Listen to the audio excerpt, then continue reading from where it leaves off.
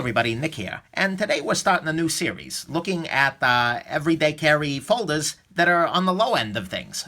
In terms of budget category, you're looking at $20 or $30 versus $100 or $200. And my eventual goal is to go through a bunch of them and find the very best choice for you to EDC in the $20, $30, $40 range.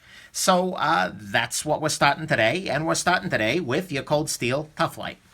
Now, Cold Steel is not a brand I've talked much about on my channel, and that's mostly because of their marketing. It's about as off-putting to me as you can get, because all they got are YouTube videos of people stabbing pig carcasses with their knives and screaming, "Yeah!"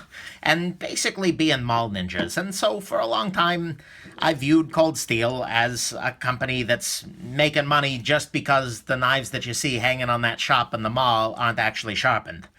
And so, I've dismissed them a lot as that, and they've got some good folders, and I know that fact, and so I figured I'm finally going to rectify that by looking at one of their folders that a lot of people speak highly of, and that's your Cold Steel Toughlight here. So, the Toughlight is a little folder, and for size comparison, here's your Spyderco and your Dragonfly. Not a big blade in any stretch of the imagination. And it features what's called the Triad Lock. Your Triad Lock is designed basically as an improved version of the back lock.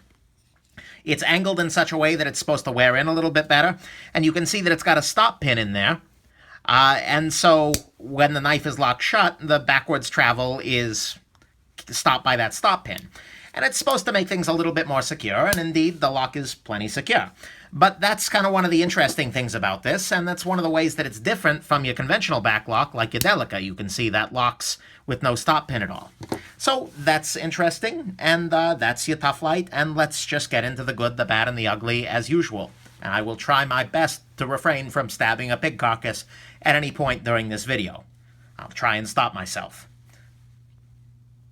Couple of good things here. First and foremost, I like this blade shape a lot. A short Wharncliffe blade has a lot of things going for it as a utility cutter, specifically for like poking cuts into boxes, breaking things down. And so this has a lot of potential as like a warehouse kind of knife, where you can beat on it, no problem, and, it'll just keep cutting.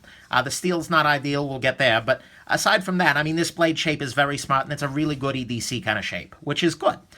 And the ergonomics are also pretty stellar on this. I'm really pretty damned impressed. These are as good as some of your high-end Spydercos, your Mannix, your, at least in my particularly small hands, it just locks right in there, and there are a couple of hot spots here and there, but it's just not so bad.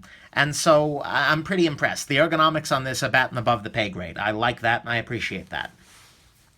This body on the knife here is entirely plastic, but it's a pretty solid feeling plastic, all told.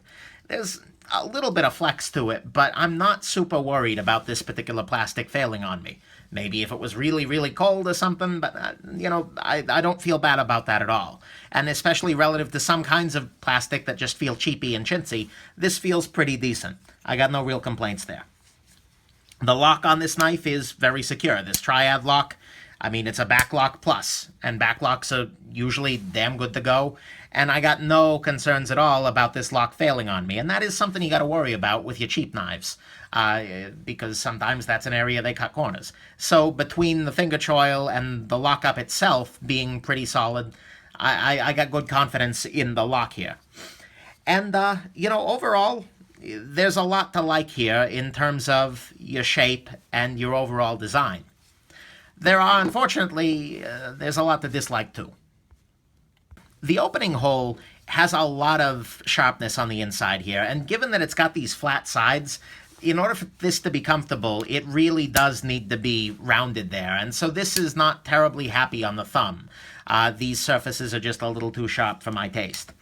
The edge grind on this particular knife is very almost hollow again, and it's not going to last very long. It's already starting to burr off, and it's just, this is going to be very dull for somebody very, very quickly, especially if you start doing some harder use. So I'm not really impressed with the edge grind here at all on this particular knife.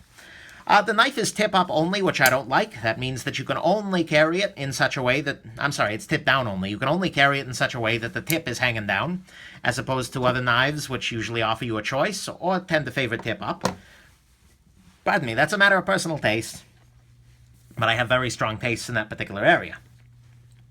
It's a $30 knife, so you make some pretty serious compromises for that. You got big gaps here.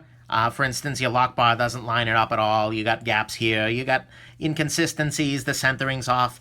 And another big compromise is that you're using AUS-8 steel. AUS-8 steel is either barely adequate for EDC or barely inadequate. I'm not really sure which.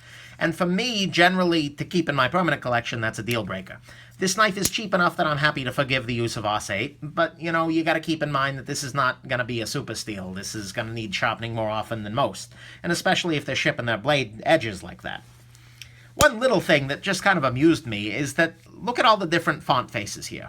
Here you've got your bold sans serif font, then you got your non-bold. Here you got your Cold Steel Mall Ninja logo. On the other side here, you've got Cold Steel and some random serif logo with the 2 levels to it for some reason. Back to sans serif for the Taiwan and the AUS-8, and the AUS-8's bold. Really? I'm wondering what possessed whoever was doing that to put 6 fonts on this knife. Whatever, that's just me being nitpicky, but it kind of amused me. Like, okay, Cold Steel, sure, why not, have fun. The other bad thing about this design, and this may be a triad lock thing in general, is that the lock bar has a lot of travel in order to release the blade. In order for the blade to release, you really need to give it a lot of push down in there, and it travels a much longer distance than, say, on your Spyderco Delica here, where by the time you've gone this far, the blade is unlocked. You've got a lot of travel, and that means that you really need to dig your thumb in there in order to unlock the blade. And given that there's not a whole lot of handle relief here, that can be kind of hard. And so I've very often found it to be the case, and I only, carried this briefly, a day or two, I think. It's often the case that you've got way too much. It's hard to close because you really need to dig that thumb in there. So that's no good. So those are the bad things. Unfortunately, the opening hole's a little sharp. It's tip-up only. The edge grind was bad, and the steel itself is a little questionable. It's got the fit and finish you would expect off of a $30 knife. The typography is absolutely insane, but that's not really bad. And the backlock has this huge amount of travel in order to function. That was frustrating to me, and I'm used to backlocks. Let's go on now to the ugly. Really, the ugly here needs to be considered in the fact that it's $30. Sure, it's got poor fit and finish. Sure, it's got a poor blade steel. Sure, it's all plastic, with the exception of a couple of metal pins. But, that's what you get for $30, so I'm not going to call that out. The thing that bugged me about this knife carrying it is that it's very wide, and it's very wide in the pocket. And that means that every pocket has a limited amount of space, basically a limited amount of opening that you can get into. And when you've got something that's very wide and very thick that's hanging out into the pocket, it's very hard to get your hand past the knife into the pocket. This is not just an issue with Cold Steel.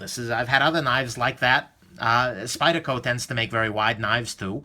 And that's just frustrating in general. But particularly with the choice they made of having the tip down only clip, this knife is very wide, and so it's an obstacle to getting into your pocket. And that's frustrating to me, and that's the reason why I didn't really like carrying this knife. If you do it in your back pocket or something like that, where it's not going to obstruct things, you'll probably like it a lot more. But on the whole, that was the only thing that was frustrating and not forgivable by the fact that it's a $30 knife, because that's something they could have done better anyways. So, there you go. What's the final verdict on your Cold Steel Tough Light? It's a $30 knife. And it's pretty good at what it's doing. If it's meant to be a utility kind of slicer, particularly for those kinds of cardboard box opening cuts, this is pretty damn good for what you're getting. You're not paying a lot of money, but you're getting a secure lockup. You're getting a steel that's good enough, kind of, I hope. And, it's got great ergonomics, which is a beautiful thing. And so this is a knife that is a cheap thing, but it's done very well. They have done a good job of making a cheap knife here. None of the corners that they cut were big, dangerous deal breakers.